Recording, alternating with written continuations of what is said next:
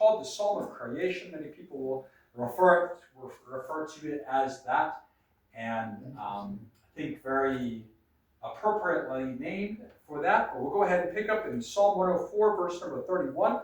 The Bible says, "The glory of the Lord shall endure forever. The Lord shall rejoice in his works. He looketh on the earth, and it trembleth. He toucheth the hills, and they smoke. I will sing unto the Lord as long as I live. I will sing praise to my God while I have my being. My meditation of him shall be sweet. I will be glad in the Lord. Let the sinners be consumed out of the earth, and let the wicked be no more. Bless thou the Lord, O my soul. Praise ye the Lord." And that concludes the Psalm of Creation, there's Psalm 104. And we are still looking at the basically creation and evolution sort of topic there. And let me get to today. Okay, so today's topic is how should Christians respond to the Big Bang Theory? So probably all of you have heard of this theory. There are not too many competing theories with creation. Of course, other religions might have other sort of creation-like stories, but most of the atheist community, scientists and things like that, will either probably tell you two things. They'll say either they don't know, which is very far and few. Most of the time, they're very proud people and don't want to admit that they don't know some things. And that's one of the things that, for me, as a lost person, as a lost atheist there, that somebody had to show me that there was things I didn't know. And honestly, that was like mind-blowing, and it opened up a whole world of doubt and question in the things I had been taught. So really, that's one of the first things you need to really poke a hole in when you're talking to atheists, is that they don't know everything. And most of them will believe in the Big Bang Theory, which is their version of the creation of events. But if you start talking to them about this, they'll contradict themselves pretty quickly. But I think it's good just to have a few things in there about what we believe, or some questions and doubts that we could have there. And basically, the Big Bang is this idea that the whole universe has, and they won't even say how many times, because again, we're going to look at some of the reasons why, has repeatedly gone through this expansion and contraction. And they don't call it an explosion, they'll call it an expansion, which, I mean, really, for all intents and purposes, is not really all that different. But this is something that the Bible says, and this is something that we observe as well, that the universe, or at least things, are moving away from each other. So stars are moving away, galaxies are moving away, expanding, if you will. This is something that we as believers look at. The Bible says that as well, that God pulled that, the expanses there. It does talk about that as well. So this is something that we definitely would believe, at least that the universe, or at least the things that we can see, are spreading apart, expanding, if you will. But the problem here is that the atheists will say that all of this had a single beginning point. And basically, when I was in school, I remember that they would be saying, like, it was a textbook. They would say that the universe, at one time, all of the things in it was smaller than the period on this page. I distinctly remember that. That's what they were saying. That all of the things, all the galaxies, all the stars, all the planets, all the things, it was all at one time in a point smaller than the size of a period on a page there. So just crazy, the things that they were saying. I mean, honestly, it takes as much or more faith, I believe, to say that than it does to say that God created everything. I mean, it's just perplexing to think about, because it's impossible to have these things. But anyways, they come up with all these things. And again, one of the things about scientists and things like that is that they will have these artistic things. And again, I think that to an extent, artwork and things can be somewhat helpful. But as we introduced, I don't know if y'all remember when we were talking about Noah's flood and the ark and things like that. It's kind of a dangerous thing to have sometimes pictures of things, because we don't know exactly what those things were. Because again, thinking about how people will portray Jesus, for example, many times it looks like a long-haired hippie. And again, the Bible is very clear that men ought to have short hair. That's natural. And So obviously Jesus wasn't going against God's nature and not God's design. And again, how do you know what's long and short? Well, there's a hairline that we have here, and that's where God said that. So again, I don't think that Jesus was kind of a long-haired hippie. And, things with the ark as well. The Bible does lay out how those things were, but it doesn't look exactly like they have in Kentucky there. That, I don't know. Maybe, it's a good idea, a good picture maybe. But, it's just an idea. We don't exactly know how those things look. How did David and Goliath look when they were, fighting and throwing the rocks and things? I don't know. Exactly. We don't have video of that. We don't have pictures. But we can see that in our mind's eye a little bit there, perhaps. But, again, the scientists that are looking at these things, they'll put all together kinds of, pictures, these graphs and charts and all sorts of things to try to scientifically prove their thing. But here's the thing with data. Okay, you can manipulate data to prove anything that you want. Okay, so that's the danger with statistics. It's the danger with sometimes these scientific things. Really, many times it's a pseudoscience. And I would definitely classify the Big Bang as pseudoscience because we can't replicate it. There's no control for it. We can't go back and witness it. There's no way to measure these things. And again, just because we see certain things happening like stars and galaxies moving apart from each other does not mean that they've always been moving apart at the same rate, in the same way. Again, there are forces in nature that we know about, like gravity and so forth.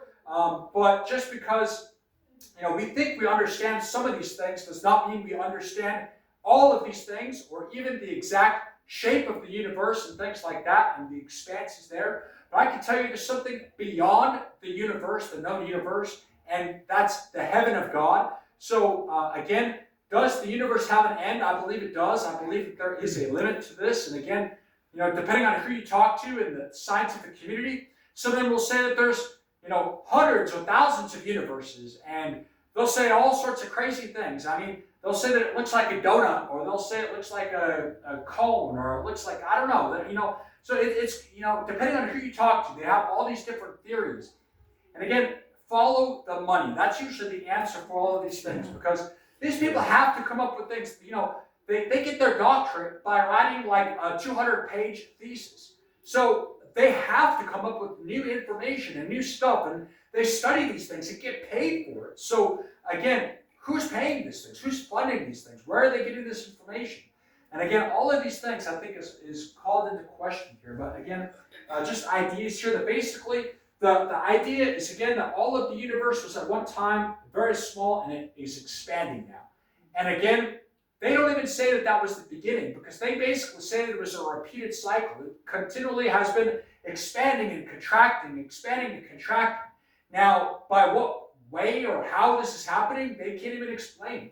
They have these ideas and things, but there's no way for us to prove this or anything. And here's another, maybe a model or an idea that it was sort of like expanding out of this small point at one time. And again, they're just coming up with this idea that all of these galaxies and things, the stars and asteroids and all these things that we observe, the planets and things, all came from something very small at one time, and it grew in space, and even space itself is expanding as well. So,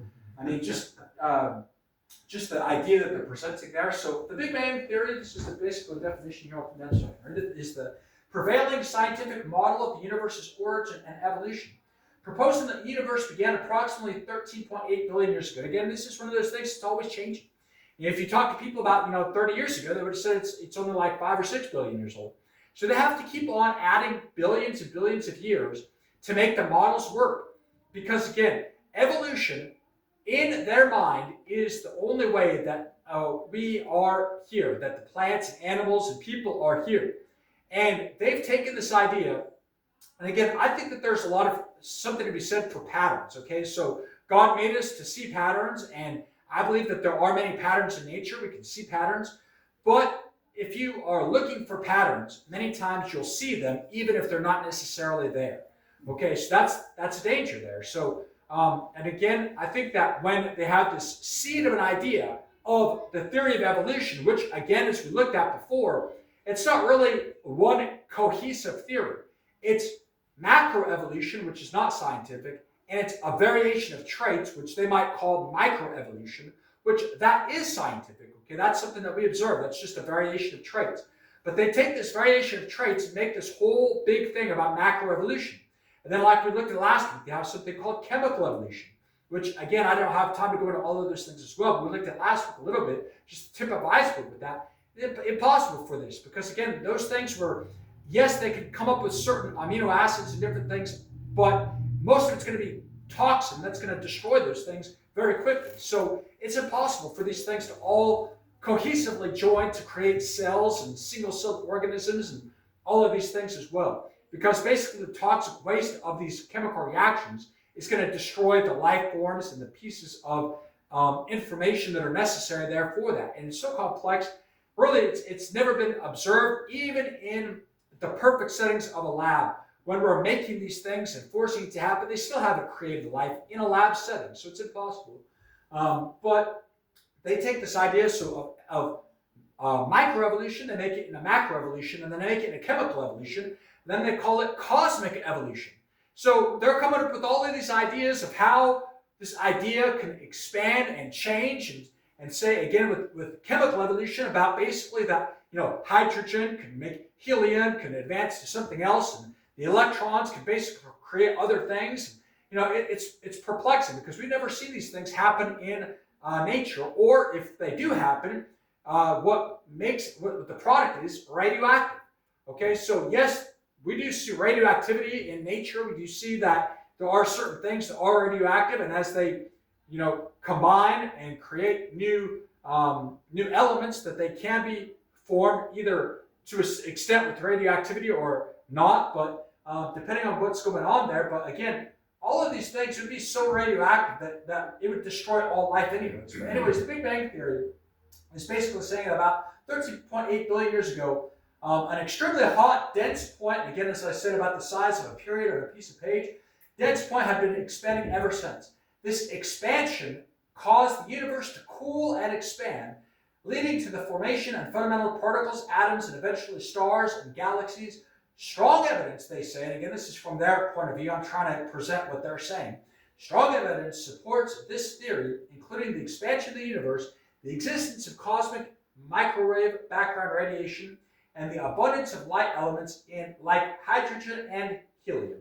So again, they're basically looking at, observing these things that are there. They're coming up with a theory based on what we're seeing, and again, just trying to come up with an idea of how we naturally form.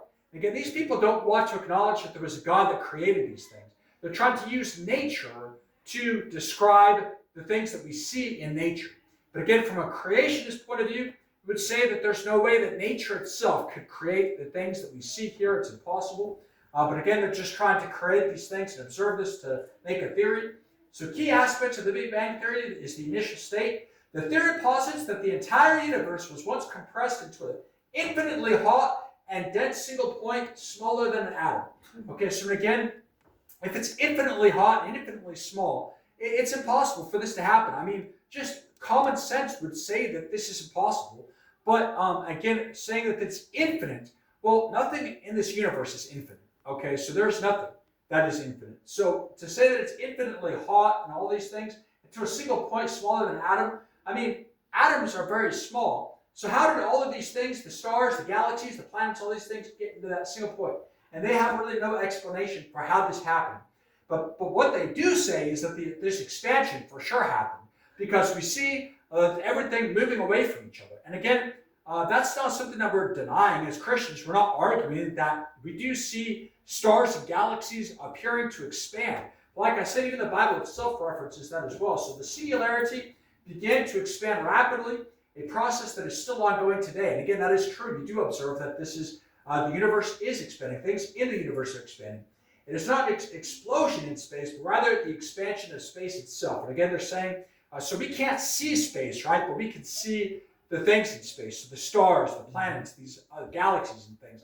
We can see that. And basically, scientists are assuming that all of these things are expanding.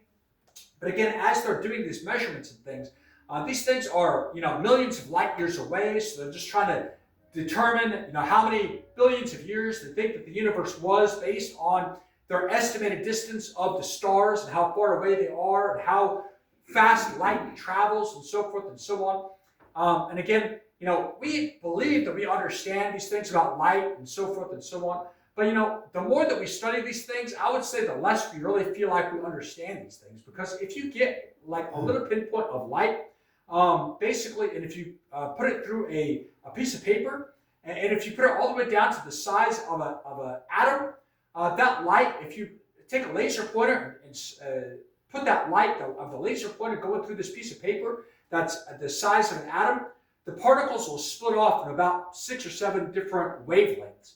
Okay, so we still have no explanation for what that is. Again, people are coming up with these things and saying that that's evidence of all these multiverses and all these different things, but it's just to me an explanation that we don't understand that our theory of how light works and behaves is not adequate for the things that we're seeing, even today, for how it's happening. Because light behaves as a wave, and it behaves as a particle, and there's obviously other waves that we can't even see. And yes, we can detect certain things, infrared and different things, but not with our visible eye. But there's still certain things about light, how it behaves and how we observe it behaving, that we still don't understand. I think that that's more of a better explanation, that we still simply don't have a good grasp on what is going on, rather than it being evidence of a multiple universe or something like that. Anyways, as they say, the formation of matter of the universe expanded and cooled, fundamental particles formed, which then combined to create atoms. So again, that's like the nucleus of the atom and all the particles there, the protons and neutrons and electrons and all that. Primarily hydrogen and helium. And again, we observe a plethora of hydrogen and helium. Most of the stars and dust in the universe and things are made up of hydrogen and helium. That is something we observe. And here on Earth, we observe, hydrogen is all over the place. H2O is made up of partly of hydrogen, so oxygen, hydrogen. So we observe these things. Hydrogen is abundant in the universe as well, not just here on Earth. So basically, again, same with chemical evolution, they say that these things evolved as it was cooling off and expanding. That basically chemical evolution was making more complex elements and things like that. And pretty much, again, as I said, that's impossible for that to happen. But the formation of the structure over millions and billions of years, and again, it's just, they're magical spoofle dust. I'll just throw a few more million or billion years on it, and it'll just magically happen how they say. So then gravity caused these atoms to clump together, forming clouds of gas that eventually condensed into stars and galaxies. And again, we do see stars. We can observe our closest star, which is the sun, and there are certain ways that we can measure events and solar flares and different things like that. But obviously, the sun is very hot, and to try to send things there is going to probably get destroyed. So they have attempted to send things there. They can measure certain things, the temperature and different things like that. But it's very, very hard to measure things that are so many light years away. Even our closest star systems to us are still, several light years away. And that's if the speed of light, you were going as fast as the speed of light, it would take several years to get to those places. So again, these are very, very far away from us in terms of our ability to use any kind of spacecraft and so forth there. But some evidence that the evolutionists will say, they'll look to Hubble's law, which again, he was a scientist from the 1920s, and Edwin Hubble observed that distant galaxies are moving away from us. Again, that's not something that we're refuting here, but the farther away that they are, the faster they are receding. This is consistent with an expanding universe. And again, that's not something that we're really denying as creationists or believers. Cosmic microwave background radiation, so CMB, this faint glow of energy fills the entire universe and is considered the afterglow of the initial hot, dense state of the Big Bang.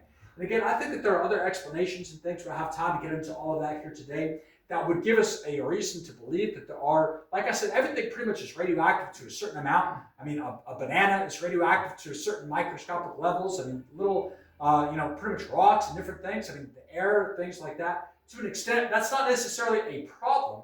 And certainly, again, like it says, it's an afterglow. But again, I think that the conclusion that they're coming to from that is the wrong conclusion. And obviously, saying that it's from a Big Bang is not correct.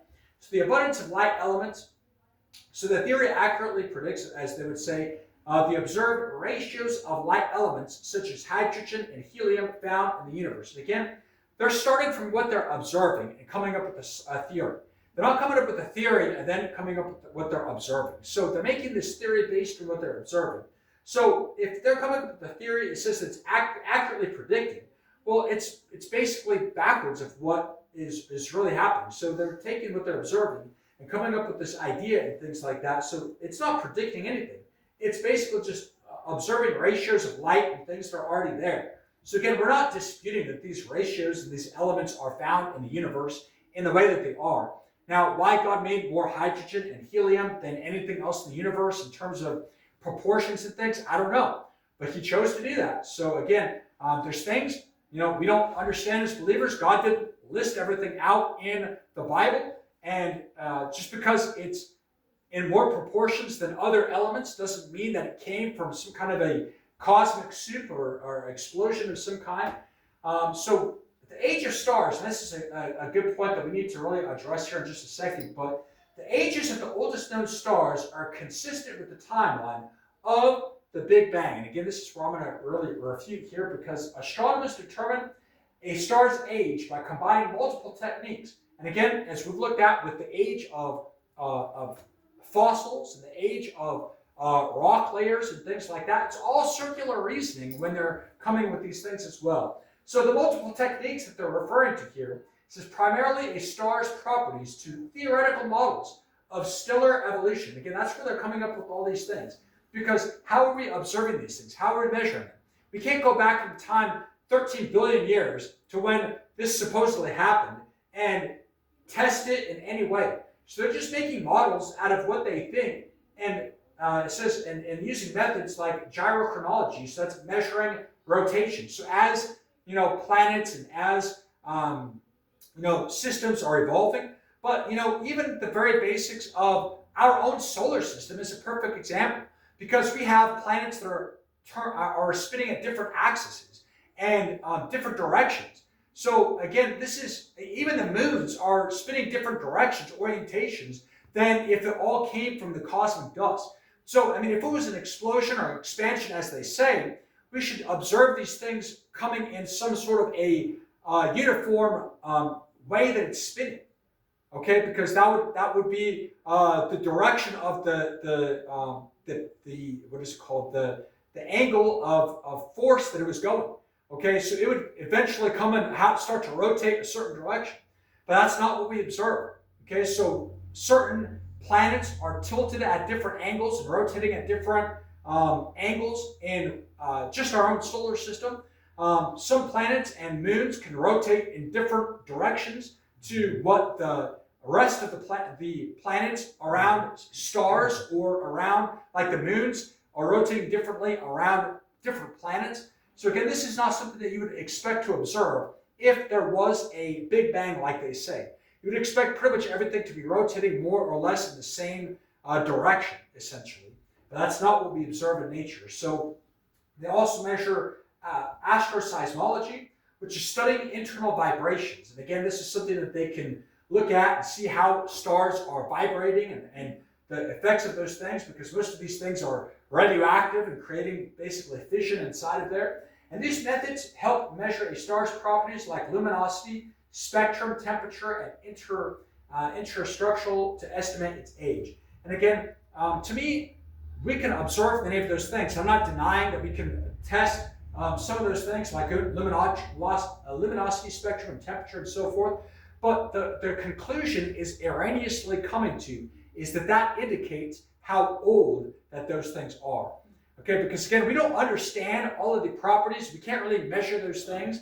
And we're coming to conclusions that I don't believe that the evidence shows us that they're observing, the luminosity, how bright stars are, and they're saying that that's an indication of the star's age. Because it's brighter, that means it's a younger star, or because it's dimmer, that means it's an old star that's fading out, basically, that it doesn't have as much power as it used to, so it's not as bright in the sky as it once was. Okay, so again, they're coming to bad conclusions with that, okay, because we don't know exactly what's causing those things, because maybe it started with a different amount of material and it just doesn't have as much to begin with.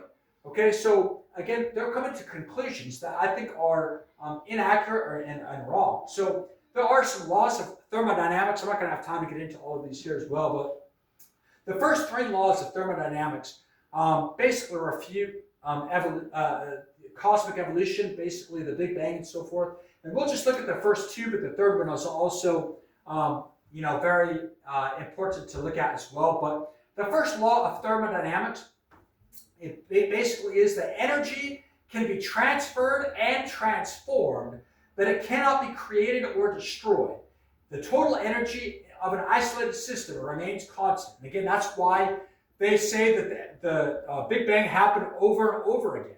Because if it started at one point, that's impossible by the first law of thermodynamics. Because energy cannot be created. It cannot be destroyed. So in order for it to have even begun, there can't be a beginning. So when they're saying that this Big Bang happened and everything came to a single tiny point as small as an atom, then you could say, well, because atheists will always ask, well, if God created everything, then what created God? Well, I mean, you can kind of throw that back at them and say, well, if the Big Bang happened, then what created the Big Bang? So they'll say, well, another Big Bang. So what they say is that this continually expanded and contracted and expanded and contracted, and that it was this flow of energy that's not being destroyed or created. It's always been in existence. And there's been, dozens or thousands or millions of times that this has supposedly happened. And if you try to nail them down and pinpoint on it and say, well, what created that? What made this all start? They don't know. They don't know. Because this law of thermodynamics simply refutes that it cannot happen.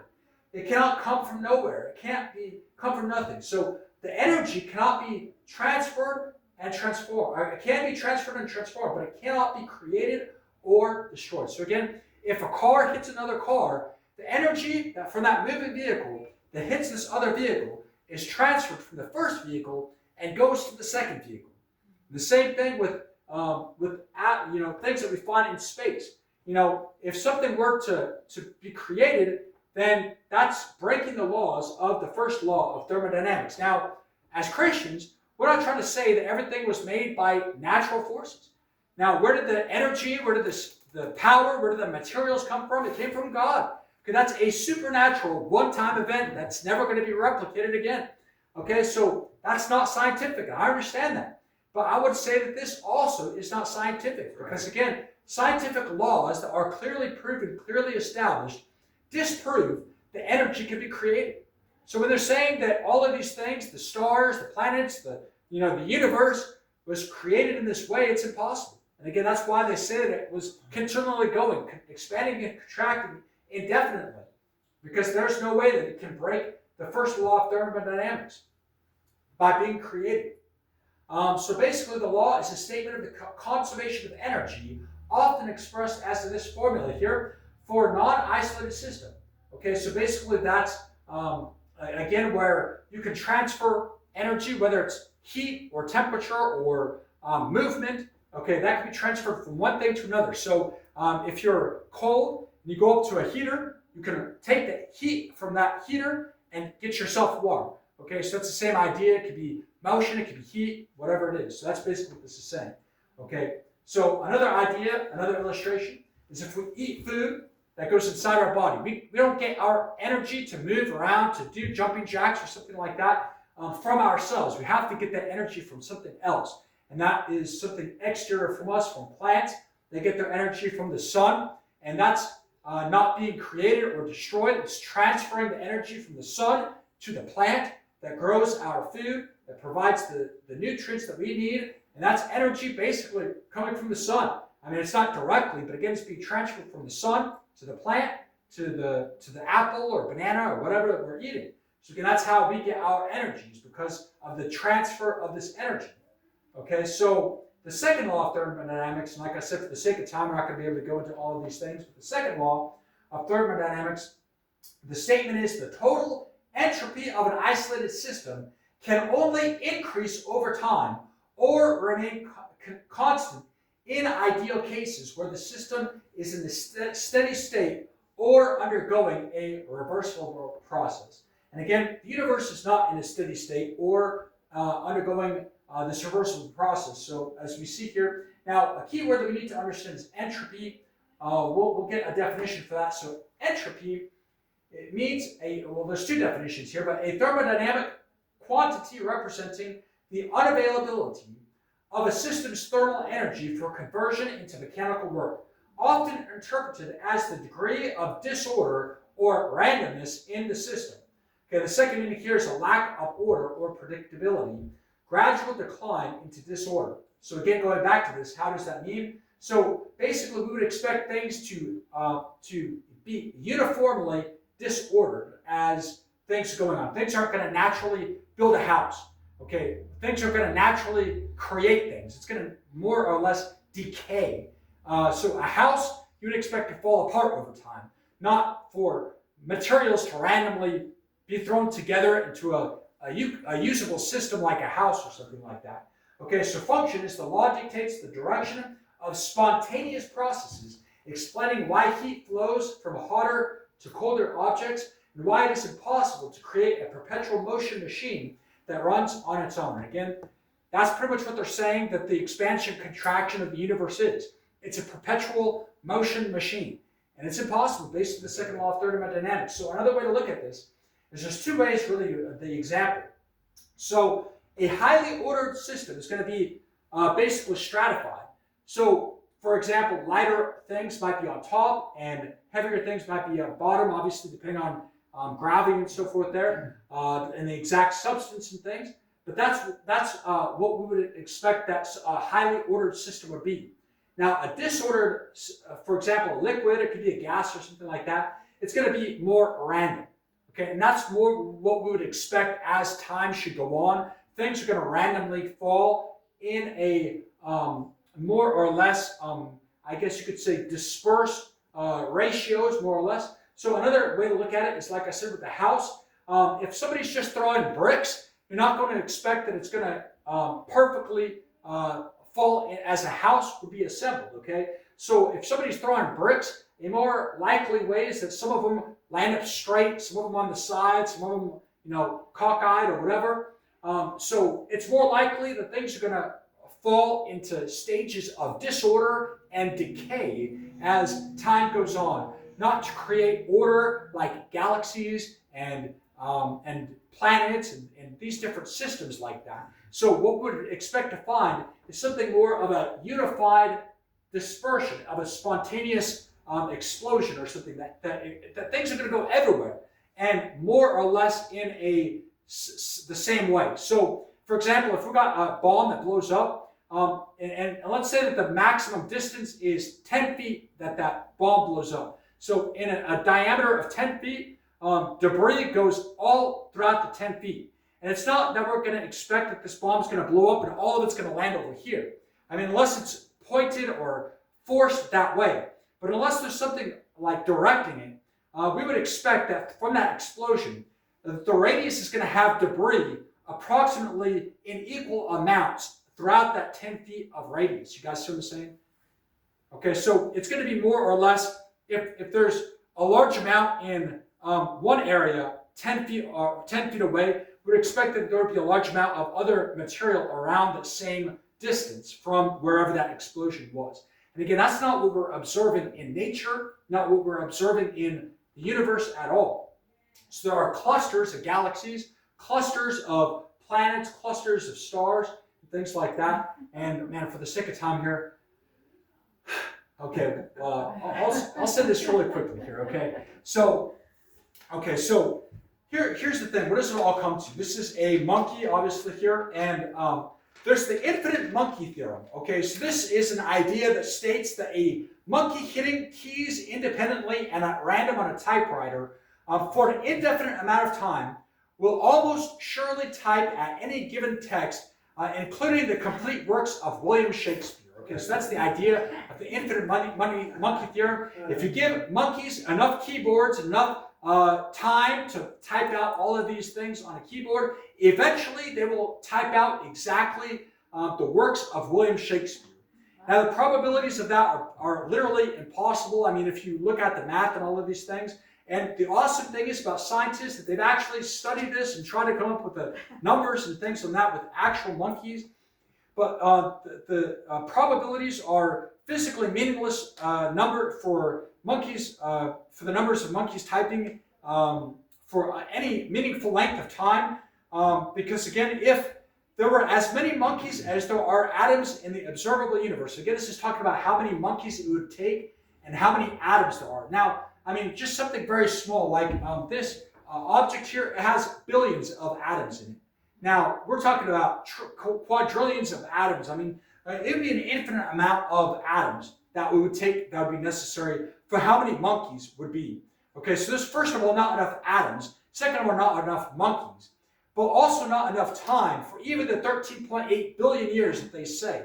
So if the observable universe, if we had as many monkeys as there are atoms, and even more time than the observable universe, which they say is 13.8 billion years, the probability of monkeys replicating even a single page of Shakespeare is unfathomably small. I'm not even talking about Hamlet and Romeo and Juliet and all these different things. Even just one page for monkeys to sit there typing out all of these things.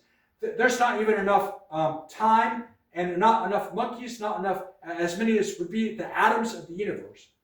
So ignoring punctuation, spacing, capitalization, a monkey typing letters uniformly at random has a chance of 1 in 26 of correctly typing the first letter of Hamlet. Okay, so that makes sense. There's 26 letters in the keyboard there, but it has a chance of 1 in 676 of typing the first 2 letters. Okay, because the probability shrinks exponentially at 20 letters, it already has only a chance of 1 in 26 to the power of 20, which is a huge, huge number. So in the case of the entire text of Hamlet, the probabilities are so vanishingly small as to be inconceivable. So again, why do I bring up this event here? Why is this important? Because again, they're saying something that is as likely to happen as monkeys being able to type out Shakespeare is basically statistically impossible. And yet they're talking about an event that is not statistically possible at all. They're saying that this is where the origin of the universe came from, basically. But again, to reference that there were some people that actually put the time to study this and to put that out there. So they basically had six monkeys that they had in a zoo, and they put a typewriter there. And not only did the monkeys not produce anything of use or value, largely they made 5 total pages of text. Okay, most of it consisted of the letter S. And the lead male monkey was hitting the key there, and eventually took a stone and started beating on the keyboard. And other monkeys came and followed and started to urinate and defecate on the keyboard. So their project basically went kaput there, and they learned an awful lot from it, basically, is what the scientist said. He concluded that monkeys are not random generators. They're more complex than that. They were quite interested in the screen and saw that when they typed a letter, something happened, and that they understood that there was a level of intention there, that something was happening. But they couldn't make anything meaningful, and certainly not producing Shakespeare or anything like that. And if that's an animal that's intelligent and fairly intelligent, can be taught some sign language and stuff like that, how much more would it be impossible for something so random, so arbitrary, so contrary to the laws of thermodynamics and other laws of the known universe, be able to be created? So again, a lesson in statistics, a lesson in probability, that it's statistically impossible for the Big Bang to have happened. And again, this is just a very simple illustration on probabilities there. But we'll go ahead and conclude with the lesson here for today. And we'll go